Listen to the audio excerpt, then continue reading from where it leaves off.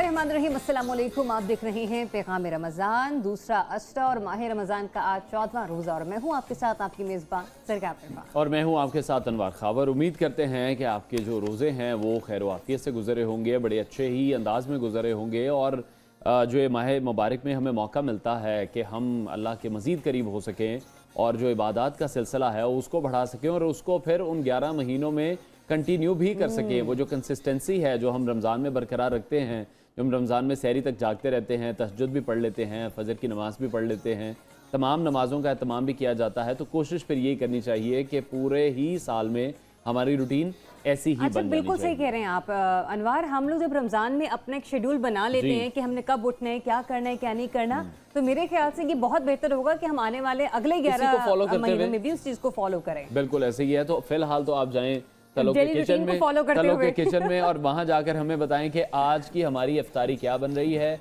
आज कौन सी रेसिपी है जो हम हमारे साथ शेयर करी, जो कि विद इन 30 to 40 मिनट्स वो बना भी लेती हैं। अस्सलाम वालेकुम अनम, कैसी हैं आप? सलाम है, बिल्कुल ठीक, आप कैसी हैं? बिल्कुल ठीक ठाक। अच्छा, अनम ने और मैंने भी ना तय किया होता है कि मुझे ट्यूनिंग करनी है। बहुत सारे हमारे एपिसोड्स ऐसा हो जाता है, इत्तेफाक बड़ा हसीन हो जाता है। एनीवेज, क्या बना रही हैं आप? आज हम बनाने जा रहे हैं जी तलों के कुकिंग ऑयल के साथ chicken chilli dry with garlic fried rice. ठीक है। और इस तरह मैंने आप देख रही थी कि जरा किचन में आज काफ़ी चीज़ें पड़ी हुई हैं, क्योंकि वो कहते हैं ना कि टाइम कम है और मुकाबला सख्त है। तो आपको पता है कि किचन में आने से पहले सबसे इम्पोर्टेंट है हाथों का वॉश करना।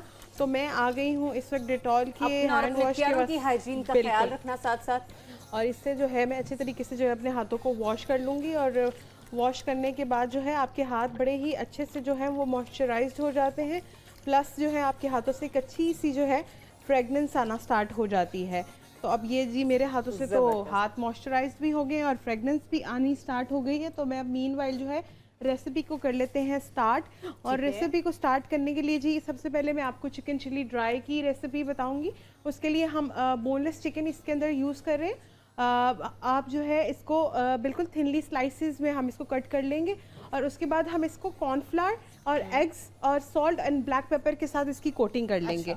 और फिर हम उसको शैलो फ्राई करेंगे और शैलो फ्राई करके जो है हम चिकन को अलग साइड पे कर लेंगे। अब हम रेडी करेंगे इसकी सॉस के लिए हम थोड़ी सी तकरीबन 2 टेबलस्पून ऑयल के अंदर हम ऐड करेंगे तलों का कुकिंग ऑयल। उसमें हम गार्लिक पेस्ट डालकर अच्छी तरीके से उसको सौते करेंगे और उसमें जाएगी ऑयस्टर सॉस। अच्छा, ऑयस्टर सॉस जो है वो इस रेसिपी की जान है। अगर आपकी चिकन चिली ड्राई के अंदर ऑयस्टर सॉस नहीं है तो आप रेस्टोरेंट स्टाइल वाला जो है फ्लेवर उसके अंदर नहीं लेके आ सकते। साथ में हम इसके अंदर ऐड करेंगे सोया सॉस और इसके अंदर जाएगा चिकन पाउडर और चीनी इसके अंदर बड़ी ज़रूरी है। तकरीबन 1 टेबलस्पून के करीब हम इसके अंदर भर के चीनी ऐड करेंगे, जो कि सॉसेस के सॉल्ट को जो है वो कंटेंट को कंट्रोल करेगा। और उसके बाद हम इसके अंदर ऐड करेंगे ग्रीन चिलीज़। अच्छा, साथ ही हम इसके अंदर चिकन ऐड कर देंगे, उसको सिर्फ 1 से 2 मिनट का टॉस करेंगे और इसको उसके बाद सर्व कर देंगे। जबरदस्त। गार्लिक राइस की रेसिपी है। गार्लिक राइस के लिए हम राइस ले रहे हैं 1 kg करीब। इसमें बटर जाएगा तकरीबन 4 to 5 टेबलस्पून।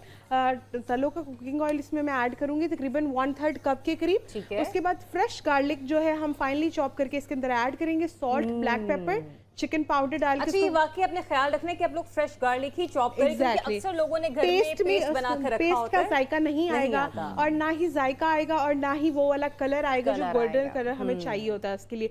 और उसके बाद आपने जो है चिकन पाउडर डाल के पानी डालकर आपने अपने राइस जो है इसमें कुक करने के लिए रख देने हैं। जैसे ही उसका पानी ड्राई हो जाएगा 7 to 8 मिनट्स का जो है आप उसको चावलों को दम लगाएंगे और आपके जो है गार्लिक फ्राइड राइस रेडी हो जाएंगे। और लास्टली हम उसके अंदर ऐड करेंगे ग्रीन अनियंस, क्योंकि उसके बगैर गार्लिक राइस जो है इनकम्प्लीट है। और हमारी जिंदगी भी किसी और चीज़ के बगैर इनकम्प्लीट है, और वो है इंश्योर का ये मिल्क पैक। क्योंकि अगर आप लोग इसे अपनी डेली रूटीन में शामिल नहीं कर रहे तो यकीन जानिए बहुत सारे ऐसे मामलात हैं जो हम लोग अपनी ज़िंदगी में नज़रअंदाज कर देते हैं, लेकिन फिर आगे चलकर वो हमें बड़ी ही परेशानियों में मुब्तला कर देता है, जैसे कि हड्डियों का कमज़ोर हो जाना। और फिर इसके अलावा हम ये देखते हैं कि बच्चों के कद में इजाफा नहीं हो रहा होता, पेरेंट्स बड़े परेशान रहते। तो मैंने पहले ही कल आप लोगों को बताया था कि वो बच्चे जो कि इस माह रमज़ान में पहला रोज़ा रखने जा रहे हैं वो इंश्योर को अपनी लाजमी ज़िंदगी में श्योर कर लें, क्योंकि आपने इंश्योर पीना है और अपनी भरपूर ज़िंदगी को गुजारना है। तो उसकी बड़ी प्यारी ही टैगलाइन है कि इंश्योर पिएं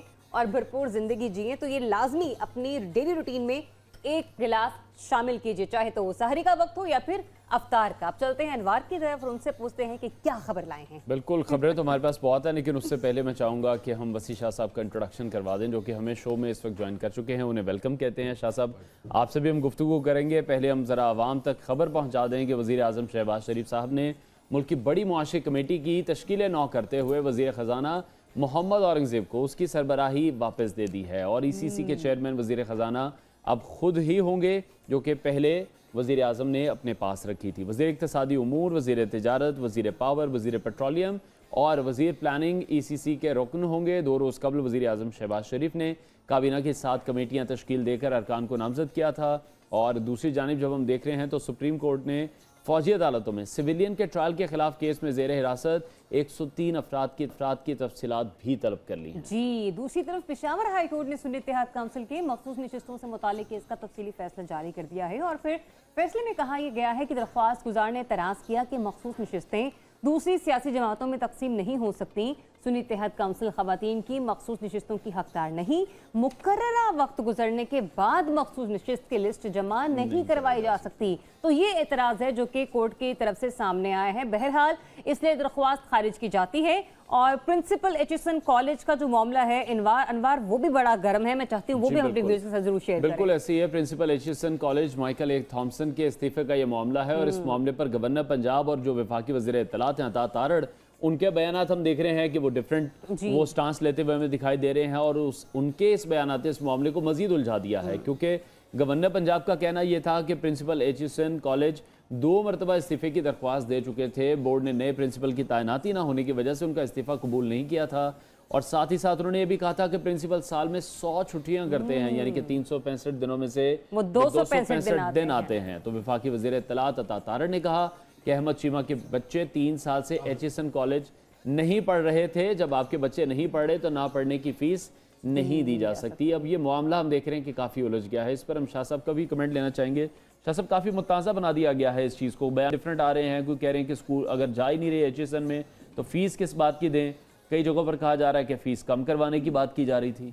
देखिए, इसमें मसला यही है, हमारे भी शोबे का एक मसला ये है कि बाज़ औक़ात इस तरह की सिचुएशन आई थी कि आपको लगता है कि आप सहाफ़त से नहीं ताल्लुक़ रखते बल्कि आपका जुडिशरी से ताल्लुक़ है। बिल्कुल लगता है कि आपको फ़ैसला सुना देना। हाँ जी, ये एक अलमिया भी है हमारे अपने भी शोबे का है। तो अब एक तरफ से एक बयान आया, दूसरी तरफ से दूसरा बयान आया। वो सारी चीज़ें, पहली बात तो ये कि बयान है, उस बयान की तस्दीक जो है वो होनी चाहिए। मैं किसी भी तरफ की बात नहीं कर रहा। प्रिंसिपल साहब जो कह रहे हैं वो भी सामने आएगा, उसको भी आप क्रॉस क्वेश्चनिंग करेंगे, पूरी पिक्चर सामने आएगी। लोग बयान कुछ देते हैं, हकीकत कुछ होती है, निकलता कुछ है। मैं उनकी बात नहीं कर रहा, मैं सबकी बात कर रहा हूँ। तो पूरी पिक्चर सामने आए तब हम कह सकते हैं कि किसका कसूर है, किसका कसूर नहीं है। ये तो इस मामले की बात होगी। ठीक है, मगर ये तय है कि हमने मेरिट की धज्जियाँ उड़ाई हुई हैं इस मुल्क में, ये तय है। और लाज़िम बात है कि ये जो बर्बादी आज आपको नज़र आती है इस मुल्क में, इस पूरे खत्ते में, ख़ास तौर पर पाकिस्तान में, उसकी एक वजह यह है कि किसी भी मामले में हमने मेरिट को अपने पेश नज़र नहीं रखा हुआ। और जब आप मेरिट को पेश नज़र नहीं रखते हैं तो अल्टीमेटली न सिर्फ ये कि इसी किस्म के तनाज़ात जो है वो सामने आते हैं, बल्कि एसन जैसे इदारे जो हैं या दीगर इदारे जो हैं वो भी आहिस्ता आहिस्ता अपनी वैल्यू जो है वो खोते चले जाते हैं।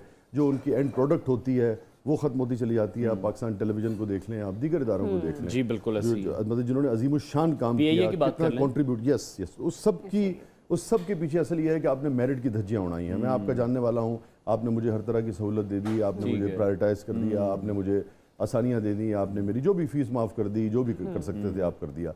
लेकिन जो आदमी हकदार था उसके साथ आपने ज्यादती की, उसकी सीट के साथ ज्यादती की और इदारे के साथ भी ज्यादती की। क्योंकि आप बेसिकली देखें ना, जिस हकदार को आपने मेरी जगह पे नहीं रखा, जिस हकदार की जगह पे आपने मुझे रखा मिसाल के तौर पे, वो मुझसे ज्यादा अहल भी था, तो मैं तो वो कारकर्दगी भी नहीं दिखा सका उस इदारे में जो आपको चाहिए। सो नतीजा ये है कि इदारा जो है वो नीचे आता है। सो मेरिट जो है, जब आप उसकी धज्जियाँ उड़ाते हैं तो बुनियादी तौर पर आप यूँ समझें कि आप किसी इदारे को या माशरे को एक नहीं 10-10 बैक वक्त जख्म लगा रहे होते हैं। एक जख्म नहीं लगाते आप, ठीक है, जो ब्लीड होना शुरू हो जाता है। और बड़े ही शायद तरीके से मेरा ख्याल है सिचुएशन को हैंडल कर लेना चाहिए था, लेकिन अब ये सिचुएशन, मैं आपको जाती सी छोटी सी बात बताऊं अपनी बात। जैसे मेरे बच्चे दोनों बड़े एचएन के पढ़े हुए, ठीक है। अब तीसरे का पहला एक मरतबा जब वो हुआ, उसका टेस्ट में वो क्लियर नहीं हुआ। मैं बहुत जिम्मेदारी से आपको बता रहा हूँ, ज़िंदगी में कम से कम 3 मौक़े ऐसे आए कि कहा गया कि जी ठीक है आप चाहें तो ये करवा लें।